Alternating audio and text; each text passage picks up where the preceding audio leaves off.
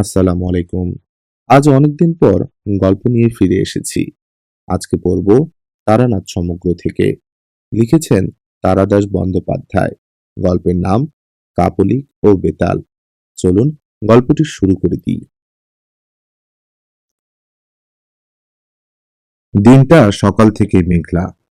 দুপুরের দিকে বেশ এক পশলা বৃষ্টি হয়ে গেল। তারপর আর বৃষ্টি নেই বটে, কিন্তু আকাশ থমথম করছে কালো মেঘে। জলো বাতাস দিচ্ছে। এমন দিনে মনে একটা কি করি ভাব হয়। দু একখানা বিলিতি ম্যাগাজিন বন্ধুদের কাছ থেকে চেয়ে এনে পড়ব বলে জমিয়ে রেখেছিলাম। এখন সেগুলো উল্টে পাল্টে দেখলাম বাদলার দিনের মেজাজের সঙ্গে ঠিক খাপ খাচ্ছে না। কি করা যায়? স্ত্রীর সঙ্গে গল্প করব? না, 7 বছর বিয়ে হয়ে যাবার পর আর বাদলার দিনে খোলা জানালার ধারে স্ত্রীকে নিয়ে কাব্য চলে না। যতই নিষ্ঠুর শোনাক, কথাটা সত্য। মহাকালের নির্মমতা এবং অতীত সুখের দিন সম্বন্ধে বিমর্ষভাবে চিন্তা করছি। এমন সময় দরজায় কড়া নড়ে উঠল। উঠে গিয়ে দরজা খুলে দেখি কিশোরী সেন। ভেতরে ঢুকে কাদামাখা রবারের পাম্প শু ছাড়তে ছাড়তে সে হেসে বলল, এই বর্ষার দিনে বাড়ি বসে করছো কি? বললুম, যে অশ্বনী তার তৃণ সংগ্রহ করছিলুম। খুব ভালো হয়েছে তুমি এসেছো, একেবারে নিয়মে দিন না? কিশোরী বলল, আর বসে কাজ নেই, একটা জামাটামা যা হোক কিছু গলিয়ে নাও। চলো তারানাথ জ্যোতিষীর বাড়ি ঘুরে আসি। আর কিছু না হোক দু একটা আজব গল্প তো শোনা যাবে। এমন দিনেই তো উদ্ভট গল্প জমে। তারানাথের কথা আমার যে কেন আগেই মনে পড়েনি তা ভেবে অবাক লাগলো। বললুম, বসো, ধুতিটা বদলে নি। পথে বেরিয়ে বললুম, ট্রামে উঠে কাজ নেই, মাসের শেষ, সেই 8 পয়সা দিয়ে বরং সিগারেট কেনা যাবে। হেঁটে মেরে দিই চলো, এইটুকু তো পথ। কিশোরীরও মাসের শেষ। 8 পয়সার পাসিং শু কিনে হাঁটতে হাঁটতে দুজনে মঠ লেনে তারানাথের বাড়ি হাজির হলুম। দরজা খুলে দিল তারানাথের মেয়ে চারি। আমাকে দেখেই বলল, কাকাবাবু, আজ আমার লেসের ডিজাইন ভোলেননি তো? রোজ রোজই তো আপনি ভুলে যান। আজ ভুলিনি, আগে থেকেই পকেটে রেখে দিয়েছিলাম। বের করে হাতে দিতে চারি হাসি মুখে বাড়ির ভেতরে যেতে যেতে বলল, বসুন, বাবাকে ডাকি। খবর পেয়ে তারানাথ খুব খুশি হয়ে বেরিয়ে এলো। বহুদিনের মধ্যে তারও এমন একনিষ্ঠ শ্রোতা ও ভক্ত জোটেনি। গল্পের লোকশ্রোতার মর্ম বোঝে। তক্তপোষে বসতে বসতে তারানাথ বলল, তারপর হঠাৎ যে? বললুম, ভালো লাগছিল না বাড়ি বসে, তাই আড্ডা দিতে চলে এলুম। দু একখানা গল্প হবে নাকি? তারানাথ স্পষ্টতই খুশি হয়ে বলল, বসো, বসো জমিয়ে আগে। কি খাবে বলো? ও চারি, চারি, এদিকে শোন দিকি একবার। চারি এসে দাঁড়াতে তারানাথ বলল, যা দিকি, চট করে তেল নুন কাঁচা লঙ্কা দিয়ে মুড়ি মেখে নিয়ে আয়, পরে চা দিবি। তারপর আমাদের দিকে ফিরে বলল, কি গল্প বলবো? তোমরা তো এসব বিশ্বাস করো না। কিশোরী বলল, অমনি বলে বসলেন বিশ্বাস করি না। বিশ্বাস যদি নাই করব, তাহলে এই বাদলায় এতখানি পথ ঠেঙ্গিয়ে এলুম কি করতে? সে গল্প শোনার লোভে। নাস্তিক আর অবিশ্বাসীরাই অলৌকিক গল্পের ভালো শ্রোতা হয়। আমি বললুম, আপনার কাছে এতদিন আসছি, আপনি কিন্তু আমাদের অলৌকিক কিছু দেখালেন না। তারানাথ উজ্জ্বল চোখে আমার দিকে তাকিয়ে বলল, মানে, শূন্য হাতে নেড়ে সন্দেশ রসগোল্লা আনা, জলকে মন্ত্র করে শরবত করে দেওয়া। তোমাকে তো একদিন বলেছি, ওসব খুব নিম্ন শ্রেণীর শক্তি, ভেলকি ও করায় গুরুর বারণ ছিল। তবে করিনি কি? করেছি। কম বয়সে ভক্তদের অবাক করার জন্য পয়সা রোজগারের ফিকিরে করেছি কিছু কিছু। বাকি শক্তিও তাতেই গেল। ওতে কিছু নেই বাপু, আসল তান্ত্রিক কখনো ভেলকি দেখায় না। কিশোরী বলল, আচ্ছা, সাধুরা যে চোখ বুজে ত্রিভুবন ত্রিকাল সামনে দেখতে পান, এখানে বসে বিলেতে কি হচ্ছে সব বলে দিতে পারেন, এসব কি বিশ্বাসযোগ্য? তারানাথ জোর দিয়ে বলল, নিশ্চয়, সদ্গুরু পেলে আর প্রকৃত সাধনা করতে পারলে তুমিও পারবে। যেমন যেমন ধরো, সদ্য মৃত কোনো চণ্ডালের সব থেকে মুন্ড কেটে এনে অমাবস্যা বা সংক্রান্তি তিথিতে শ্মশানে গর্ত করে তাতে সেই মুন্ড নিক্ষেপ করতে হবে। পরে গভীর রাতে সেই গর্তের ওপর পদ্মাসনে বসে মাথার উপরে মরা দ্বারকাকের বাঁ দিকে ডানা রেখে 1,00,000 বার বীজমন্ত্র জপ করলে তুমিও সর্বজ্ঞ হতে পারবে। কিশোরী বলল, বীজমন্ত্রটি কি? তারানাথ বলল, সেটি বলা যাবে না। তন্ত্রে অদীক্ষিত লোকের কাছে সাধনার গুহ্যমন্ত্র বলা নিষেধ। বীজমন্ত্রই আসল কিনা। চারি তেলে জপজপে করে মুড়ি মেখে নিয়ে এলো। খেতে খেতে বললুম, আপনি কখনো সত্যিকারের কাপলিক দেখেছেন? কিশোরী জিজ্ঞেস করল, তান্ত্রিক আর কাপলিকে পার্থক্য আছে নাকি কিছু? তারানাথ বলল, পার্থক্য আছে, তবে সেসব তোমাদের বোঝানো কঠিন। জেনেও তোমাদের কোনো কাজ নেই। হ্যাঁ, কাপলিক দেখেছি কিছু, কিন্তু একবারের স্মৃতি কখনো ভুলতে পারবো না। তারানাথ যেন একটু অন্যমনস্ক হয়ে চুপ করে গেল। বললুম, বলুন না সে গল্প, বেশ লাগবে শুনতে। বলছি এখন, তোমরা খেয়ে নাও আগে। সে এক ভয়াবহ কাহিনী হে, অনেকদিন বাদে মনে পড়ে গেল। এখনো মনে হলে গায়ে কাটা দেয়। আমি বললুম, এ ঘটনা কি মধুসুন্দরী দেবীর আবির্ভাবের আগের? বটেই, আমার ভবঘুরে জীবনের একেবারে প্রথম দিকে ঘটেছিল। তখনও আমি বীরভূমের মাতুপাগলিকে দেখিনি। চা এনেছিস? রাখ, এই তক্তপোষেই। নাও, চা খাও। আমরা চায়ে চুমুক দিলাম। তারানাথ গল্প শুরু করলো। আমার বয়স তখন 22-23। বাড়িতে আর ভালো লাগে না। আমাদের গ্রামের ধারে বাঁধানো বটতলায় একবার এক বিচিত্র দর্শন সাধু এসে 7-8 দিন বাস করেছিল।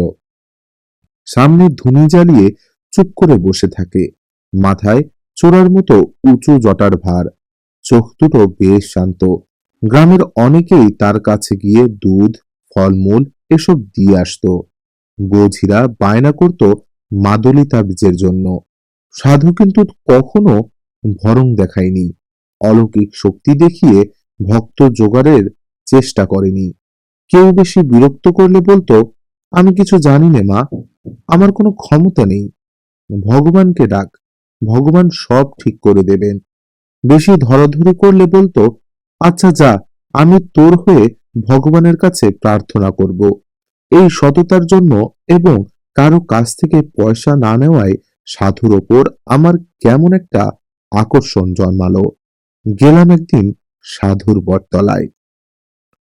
একদিন বসে আছি, নানান রকম লোক এসে নানান বায়না ধরছে সাধুর কাছে। সাধু সবাইকেই হেসে বিদায় করছে। এসব মিথ্যে মিথ্যে বিকেল গড়িয়ে অন্ধকার নেমে এলো। এবার আমি আর সাধুই কেবল রয়েছি বটতলায়। পাশ থেকে একখানা চেলাকাঠ তুলে ধুনিতে গুজে দিয়ে আমার দিকে তাকিয়ে সাধু বলল, আয়, এগিয়ে এসে বস।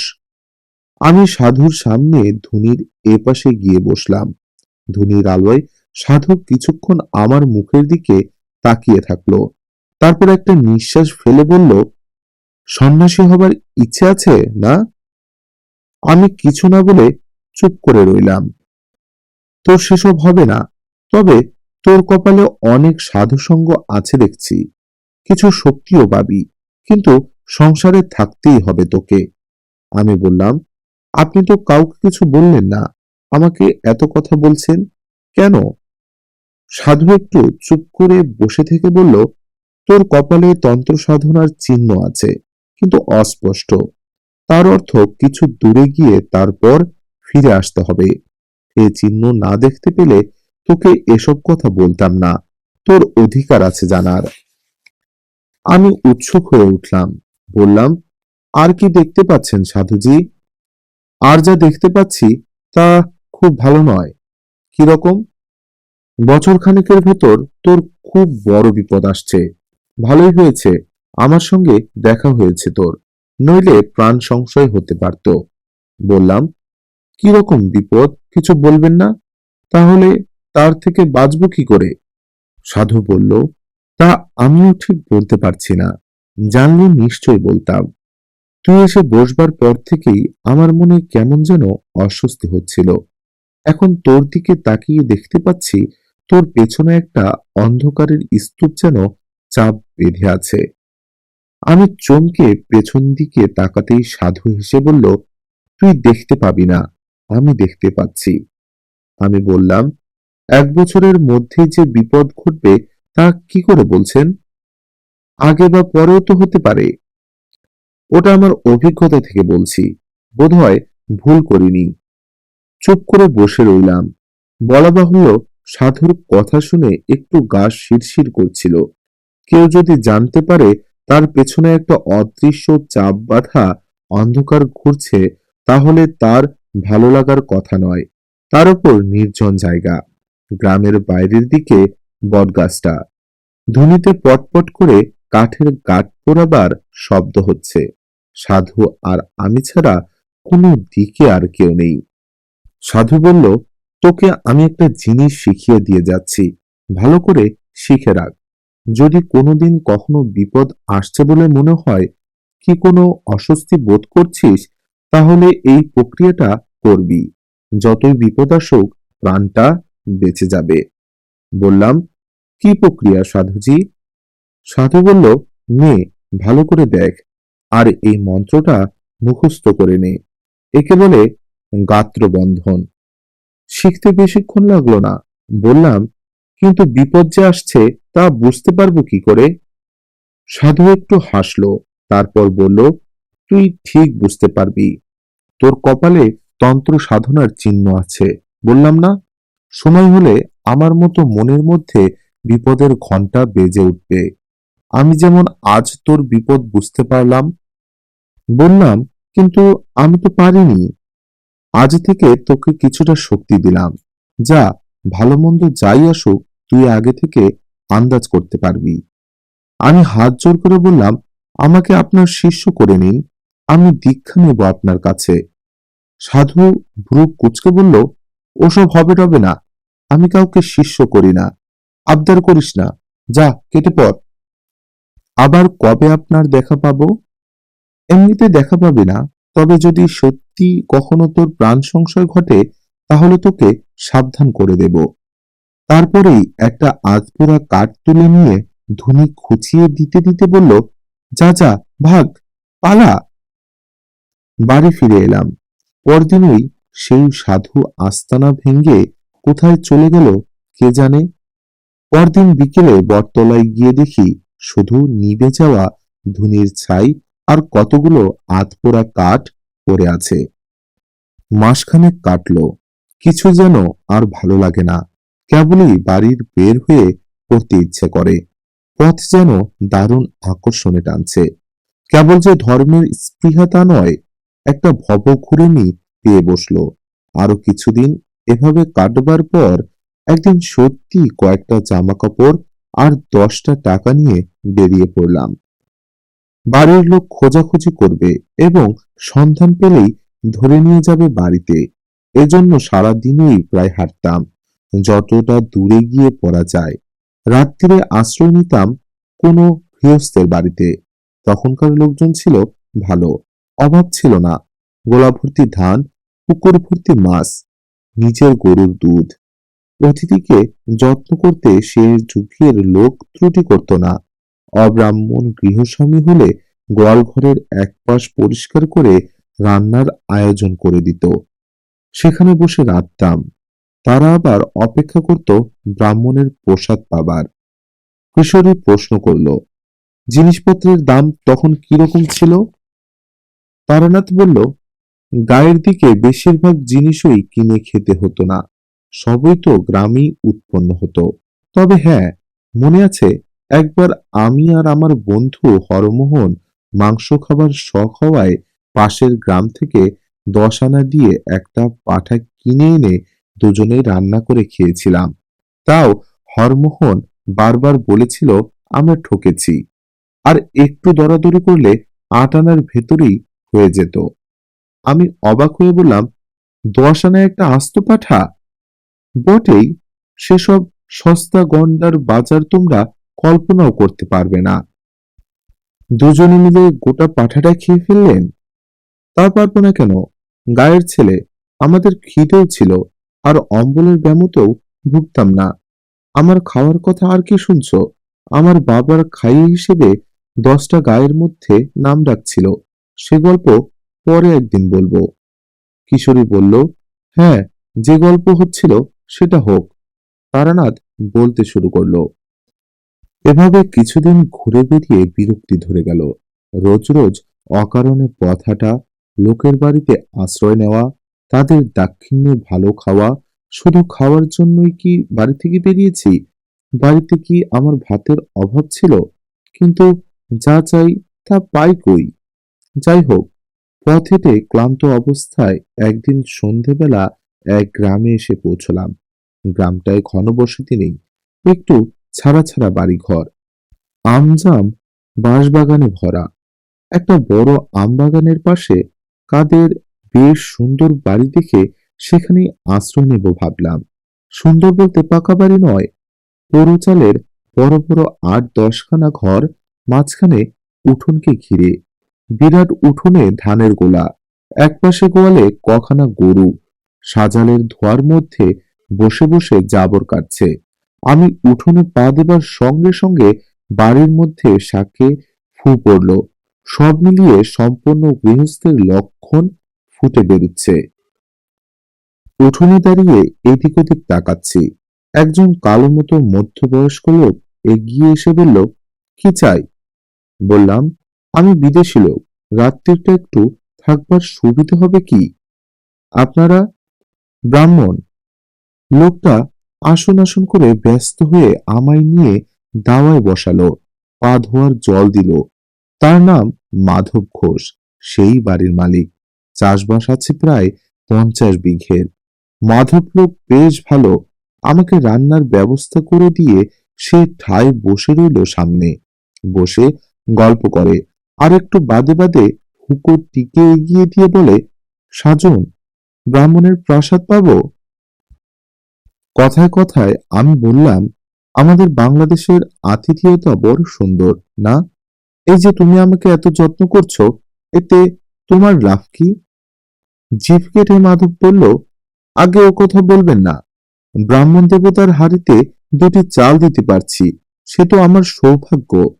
তবে কথা কি জানেন, সব অতিথি তো আবার সমান হয় না। এই তো দিন 7 আগে আমাদের বাড়িতে সে এক কাণ্ড। ধোঁয়া সুগন্ধি আতপ চালের হাঁড়িতে ছেড়ে দিয়ে তার দিকে ফিরে বললাম, কেন, কি হয়েছিল? চুরি টুরি নাকি? তাহলে তো বরং ছিল ভালো। শুনুন না কাণ্ড। এই ঠিক গেল সোমবার বিকেলের দিকে এক লাল কাপড় পরা সন্ন্যাসী এসে বলে, তোমার এখানে থাকবো। আমার সাদা মনে কাদা নেই, বললুম, থাকুন। গোয়াল ঘরে রান্নার ব্যবস্থা করে দিলুম। দিব্যি চেহারা তার, ফর্সা রং, এই মোটা পুঁইতের গোছা, দেখে কিছু বোঝবার উপায় নেই। নিশেষিত কলকেটি উপুর করে তামাকের গুল ছেড়ে কলকেটি একপাশে রেখে মাধব বলল, সে রাত্রিরে কিছু হলো না।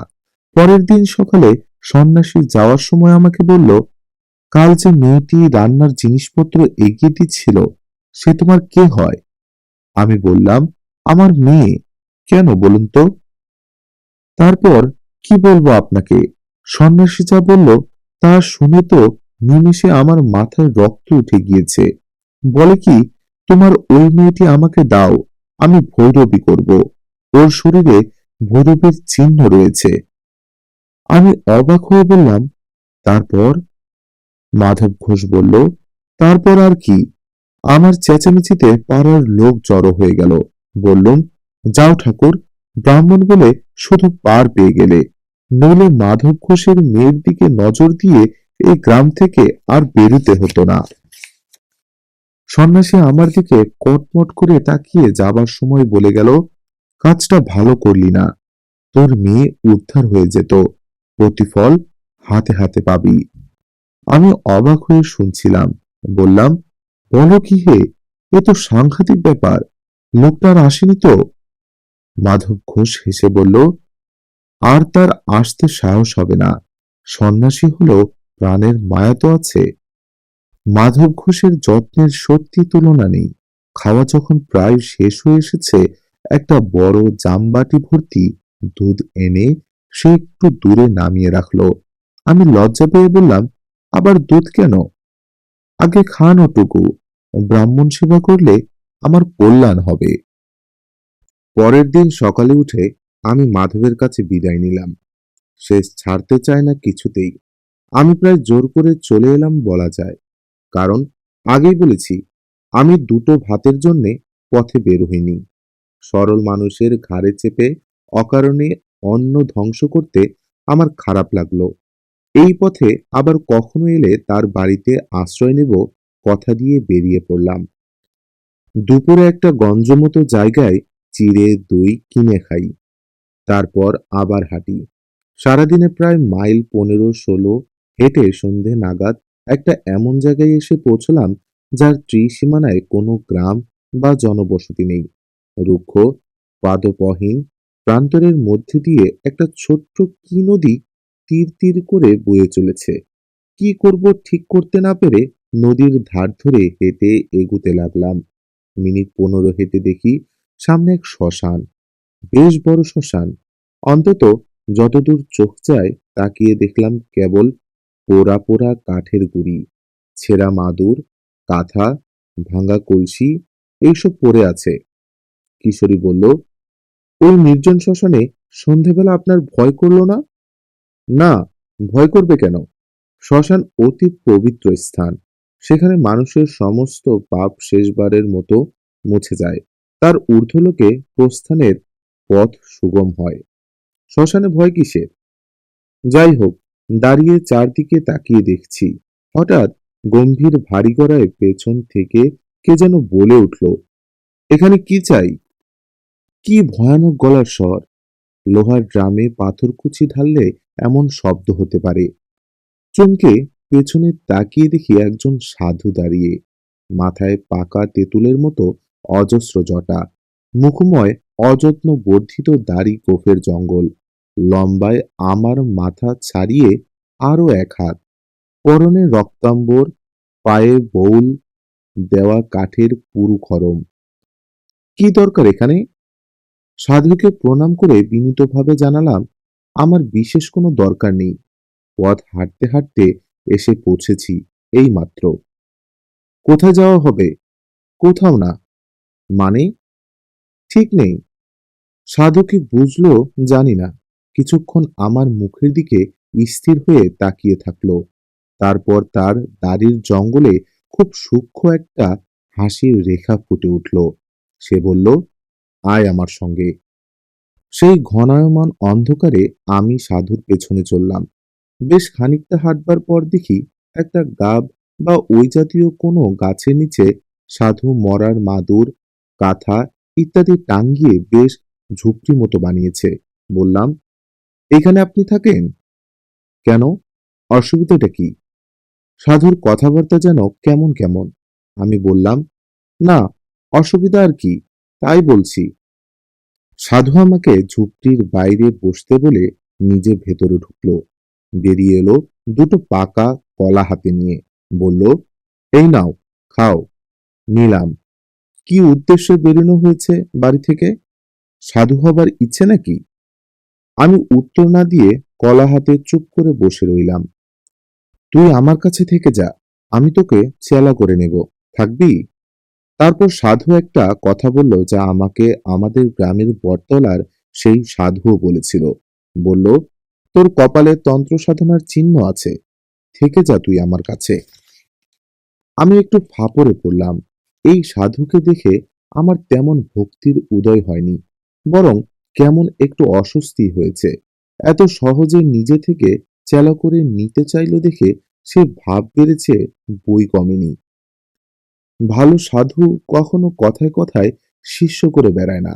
অবশ্য আমার আর চিন্তা কি, থাকি কদিন, ভালো না লাগলে কেটে পড়ার বাধা কোথায়? সাধু সঙ্গের জন্যই তো বেরিয়েছি, বাজিয়ে দেখতে দোষ কোথায়? বললাম, থাকবো, সাধু বলল, বেশ, আমি একটা বিশেষ সাধনা করছি, সেটা কদিনের মধ্যেই শেষ হয়ে যাবে। তারপর তোকে দীক্ষা দেব। কি সাধনা? সে আছে, সময় হলেই জানাবো। তাছাড়া তোর সাহায্য আমার দরকার হতে পারে। থেকে গেলাম সাধুর কাছে। 2-4 দিন কেটে গেল। সাধু আমাকে একলা ফেলে রেখে সারাদিন কোথায় কোথায় ঘুরে কি সব সংগ্রহ করে আনে, বোধহয় নিজের সাধনার জিনিসপত্র। রাত্রিরে বসে অনেকক্ষণ ধরে পুজো আচ্চা আর জপ টপ করে। সে সময়টা আমি একটু দূরে কাঠকুঠো দিয়ে আগুন জেলে মাটির হাঁড়িতে ভাত রান্না করি। অনেক রাত্রিরে খাওয়া হয়।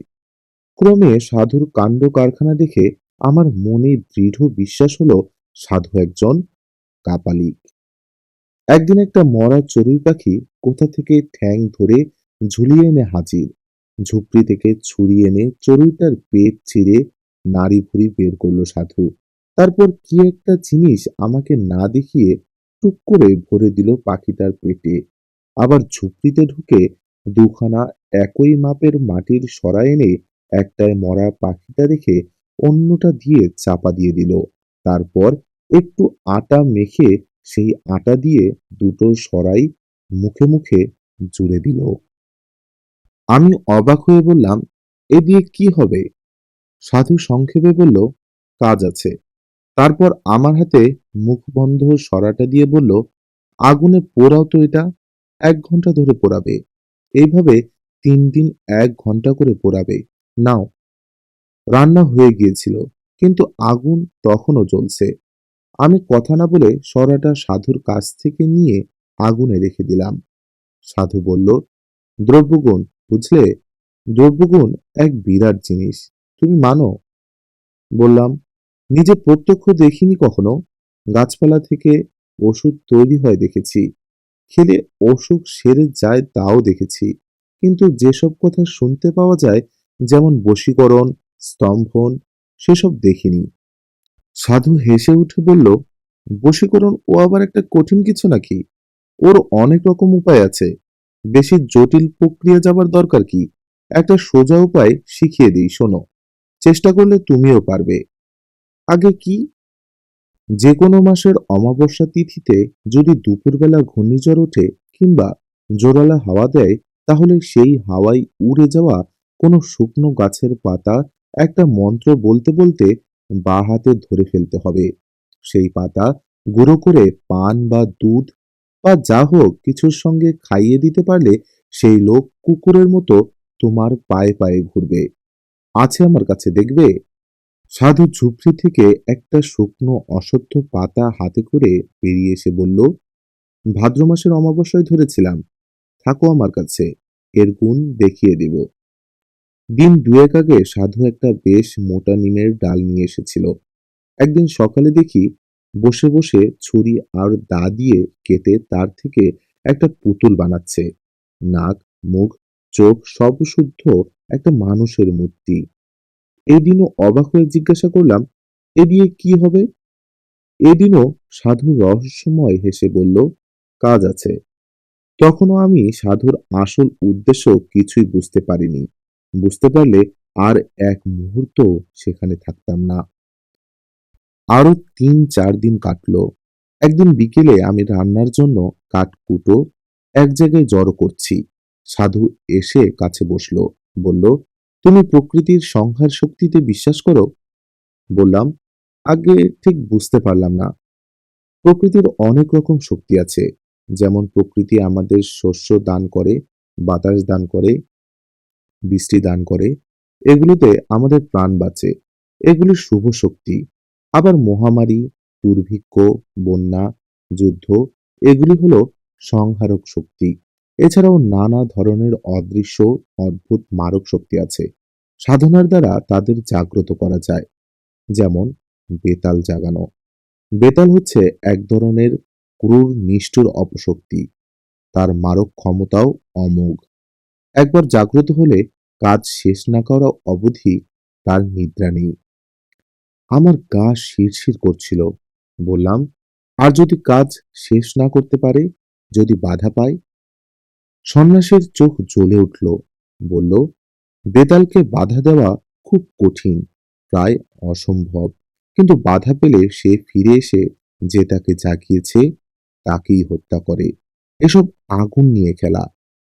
সাধু একটু চুপ করে থেকে বলল, আজ রাত্রিরে তোমাকে বেতাল জাগানোর পদ্ধতি শেখাবো। তুমি ভয় পাবে না তো? প্রথমে ভাবলাম, বলি হ্যাঁ, তারপর জিনিসপত্র পোটলা করে পালাই। কিন্তু কেমন একটা আকর্ষণ হলো। বললাম, না। আপনি কি এরই সাধনা করেছিলেন? সন্ন্যাসী হেসে বলল, তাই। সেদিন রাত্রির যখন গভীর, সাধু তার ক্রিয়াকর্ম শুরু করলো। জবা ফুলের মালা, রক্তচন্দন এসব আগে থেকেই জোগাড় করা ছিল। সাধু সেই নিম কাঠের পুতুলটা এনে তাতে বেশ করে তেল সিঁদুর মাখালো। তারপর সেটাকে কোমর অবধি পুতুল মাটিতে, তার চারদিকে বেড়ার মতো করে মাটিতে রেখে দিল একটা জবা ফুলের মালা। পদ্মাসনে বসে বিড়বিড় করে কি মন্ত্র পড়তে পড়তে পুতুলটায় চন্দনের ছিটে দিতে লাগলো। এসব হলে ঝোলা থেকে বের করলো একটা মদের বোতল। সাধুর ঝুপড়িতে একটা মরার খুলি ছিল, আগেই দেখেছি। সেটাতে খানিকটা মদ ঢেলে সাধু আমার দিকে তাকিয়ে বলল, সেই বন্ধ সরাটা কই? আমি সরা এনে দিলাম। সাধু আটাগুলো নখ দিয়ে খুঁটে খুঁটে তুলে সরাটা খুলল। দেখলাম 3 দিন পোড়ানোতে ভেতরের পাখিটা একদম ছাই হয়ে গিয়েছে। সেই ছাই এক চিমটি নিয়ে মদে মেশালো সাধু। তারপর ঢক করে মদটা গলায় ঢেলে দিল। খাওয়ার পরেই সাধুর আশ্চর্য পরিবর্তন দেখলাম। সাধুর চোখ দুটো ছোট ছোট কোটরে গিয়ে যেন দুটুকরো কয়লার মতো জ্বলতে লাগলো। আমার দিকে ফিরে সাধু বলল, শুকনো কাঠ দিয়ে একটা ধুনি করো। করলাম। ধুনি বেশ জ্বলে উঠতে সাধু রক্ত চন্দন দিয়ে ধুনি পুজো করলো। তারপর তামার কোষায় গাওয়া ঘি, একটা জবা ফুল, আরো কি যেন মিশিয়ে মন্ত্র পড়ে আগুনে আহুতি দিল। সঙ্গে সঙ্গে একটা বিকট পোড়া গন্ধে ভরে গেল চারদিক। সাধু বিকৃত গলায় হেসে উঠল। আর আমার মনে হলো সেই ধোঁয়া আর অন্ধকারের ভেতরে ধুনির মধ্যে থেকে একটা যেন জমাট অন্ধকার দিয়ে তৈরি মূর্তি উঠে বাতাসে ভর করে ভেসে কোথায় মিলিয়ে গেল। আমি অবাক হয়ে সেই দিকে তাকিয়ে রইলাম। মূর্তিটাকে খুব পরিষ্কারভাবে যে দেখেছিলাম তা বলতে পারি না। তবে যেটুকু দেখতে পেয়েছিলাম তাতেই বুক ঠান্ডা হয়ে আসে। বিশাল স্থূলরাত্রির অন্ধকার দিয়ে তৈরি যেন একটা অপছায়া। সাধু বলল, দেখলে, ওই বেতাল। আমি বললাম, কোথায় গেল ও? সাধু বসে বলল, এদিকে সরে এসো। আমি আসল কথাটা এতদিন তোমাকে বলিনি, আজ বলি। আজ থেকে 15-20 দিন আগে এখান থেকে মাইল 20 দূরে এক গ্রামে আমি মাধব ঘোষ বলে একজন লোকের বাড়ি রাত্রিরে আতিথ্য গ্রহণ করি। আমার মাথায় বিদ্যুৎ খেলে গেল। মাধব ঘোষ, তাহলে এই কাপুলুকই সেদিন মাধব ঘোষের বাড়িতে হাঙ্গামা করেছিল বটে। সাধু বলে চলেছে, সেই মাধব ঘোষের বড় মেয়েটির দেহে প্রকৃত সাধন সঙ্গিনী হবার উপযুক্ত সমস্ত লক্ষণ বর্তমান ছিল।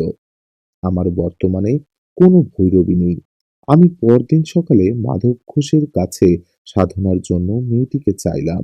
মাধব দিল তো নাই, উপরন্তু আমাকে অকথ্য অপমান করে বাড়ি থেকে তাড়িয়ে দিল। সে অপমান আমার বুকে কাটার মতো বিঁধে আছে।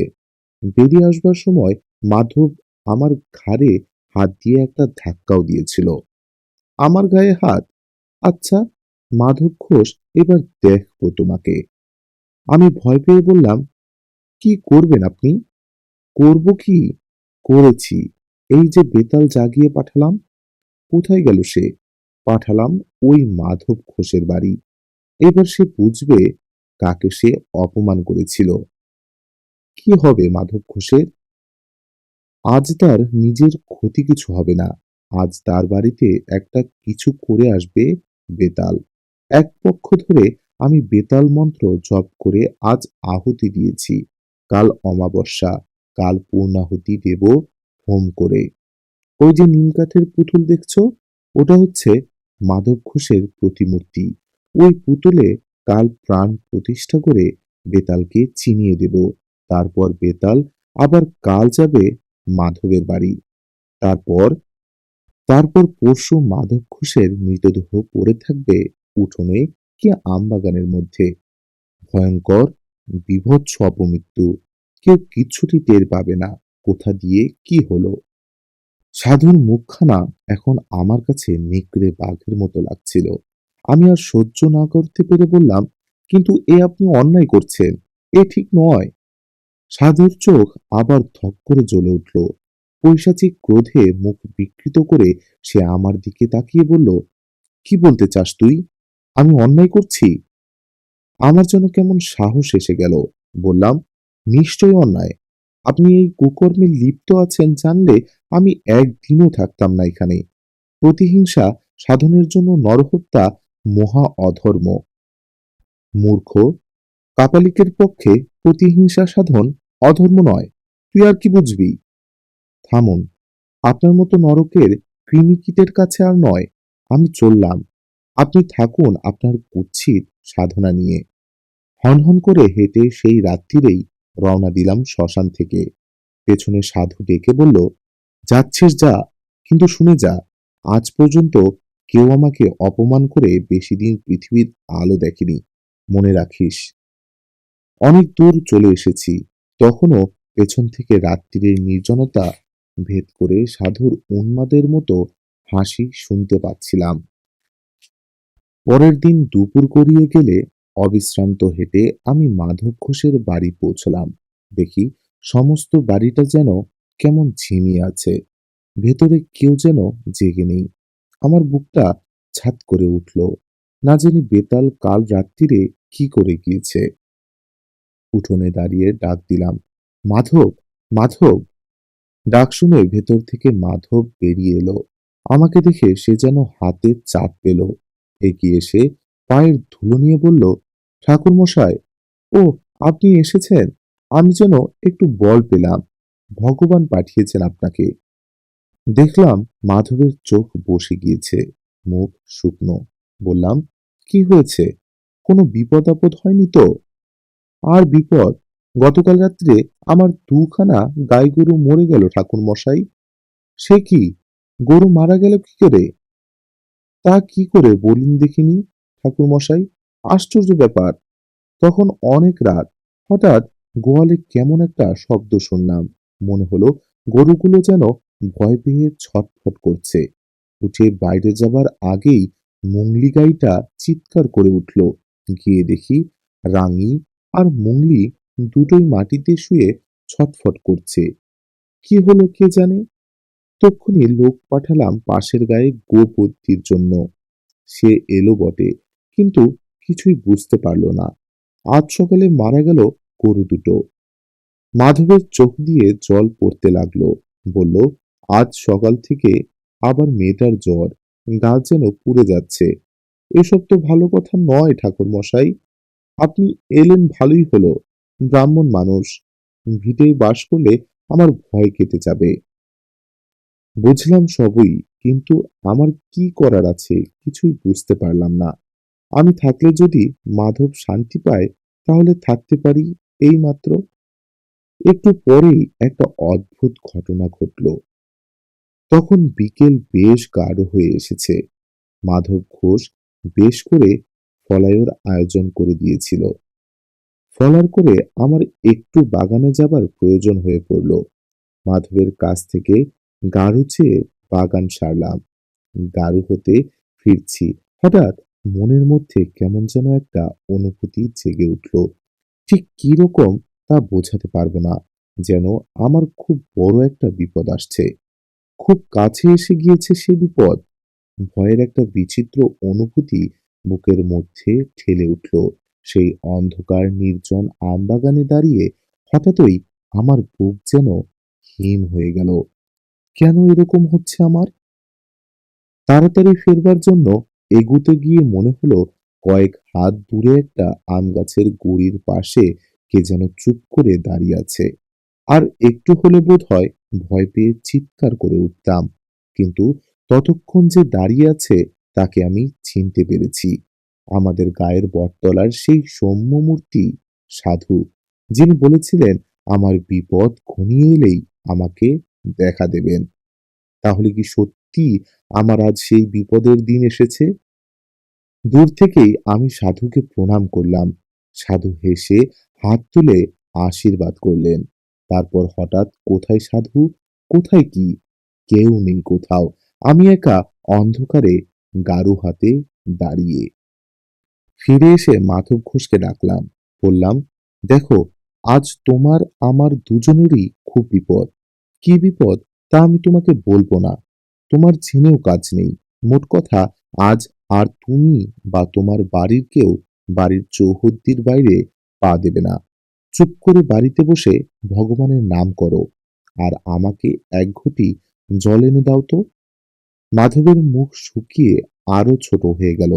দৌড়ে এক ঘটি জল নিয়ে এলো সে।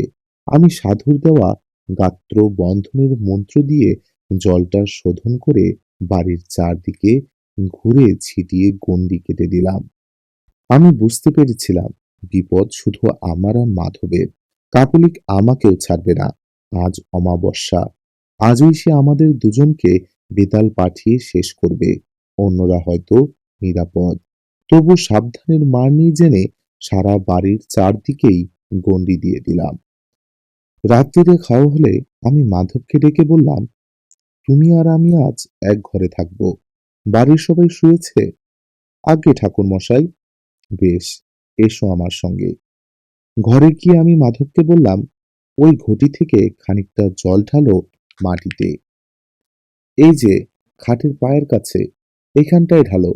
আচ্ছা, এবার ডান পায়ের বুড়ো আঙ্গুল দিয়ে ওই জল থেকে রেখা টেনে খাটের চারদিকে একটা জলের গণ্ডি কাটো। নাও, শুরু করো। আমি তোমার সঙ্গে মন্ত্র পড়তে পড়তে ঘুরছি। তুমি গৃহস্বামী, তোমাকেই করতে হবে, নইলে আমি করে দিতাম। সেই গণ্ডির ভেতরে খাটে উঠে আমরা দুজন বসে রইলাম। সে কি ভয়ঙ্কর রাত! আমার বুকের ভেতরে এই বিচিত্র বিপদের ঘণ্টা বেজে চলেছে। কি যেন ঘটবে, কে যেন আসছে। আমার পাশে চুপ করে বসে মাধব। ঠিক মাঝরাত পেরিয়ে যাবার পর হঠাৎ যেন এক ঝলক হাওয়ায় বাইরের আমবাগান কেঁপে উঠল। ঝড়ের সময় নয়, কিছু নয়, হাওয়া এলো কোথা থেকে। ক্রমে সেই হাওয়া বেড়ে রীতিমতো ঝড়ে পরিণত হলো। সমস্ত আমবাগান যেন ভেঙে পড়বে। বাড়ির জানালা দরজা দরাম দরাম করে বন্ধ হতে আর খুলতে লাগলো। বাড়ির ভেতর মেয়েরা শব্দ করে কেঁদে উঠল। আমি চেঁচিয়ে বললাম, কেউ বাইরে আসবেন না, সব ভেতরে বসে থাকুন। ঝড়ের শব্দের মধ্যে কার যেন বীভৎস হুংকার। বিকৃত যাস্তব গলায় কে যেন অমানসিক হুংকার করছে। কে যেন ঝড়ের ছদ্মবেশে প্রাণপণ চেষ্টা করছে বাড়িতে ঢুকবার। বারবার অদৃশ্য কিসে বাধা পেয়ে ফিরে যাচ্ছে। খানিকক্ষণ এরকম চলার পর হঠাৎ ঝড়টা যেন এক মুহূর্তে থেমে গেল। আবার শান্ত আমবাগান। মৃদু হাওয়ায় বাড়ির কলাগাছের পাতা নড়ছে। যে বাড়িতে ঢুকবার চেষ্টা করছিল সে যেন উদ্দেশ্য সফল হবে না বুঝে ফিরে গিয়েছে। আমার বুকের ভেতরে বিপদের ঘণ্টাও হঠাৎ থেমে গেল। মাধব ঘোষ আতঙ্কিত চোখে আমার দিকে তাকিয়েছিল।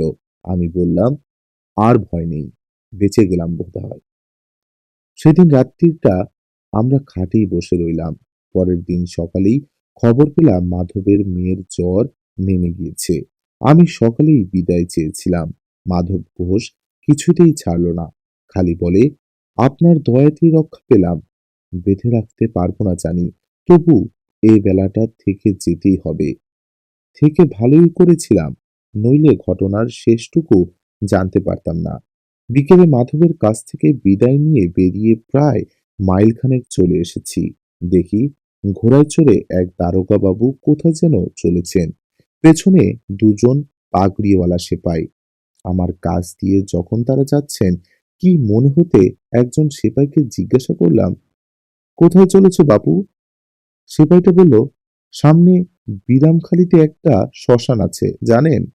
সেই শ্মশানে এক কাপলিক থাকতো, সে খুন হয়েছে। ধরা গলায় বললাম, খুন হয়েছে বোঝা গেল কি করে? মাথাটা নাকি একেবারে মুচড়ে উল্টো দিকে ঘুরিয়ে দিয়েছে। অনেকে মিলে করেছে আর কি, একজনের কাজ না। আমি তখন সব বুঝতে পেরেছি। কাপুলিকই তো বলেছিল বেতাল বাধা পেলে ফিরে গিয়ে যে জাগিয়েছে তাকেই আক্রমণ করে।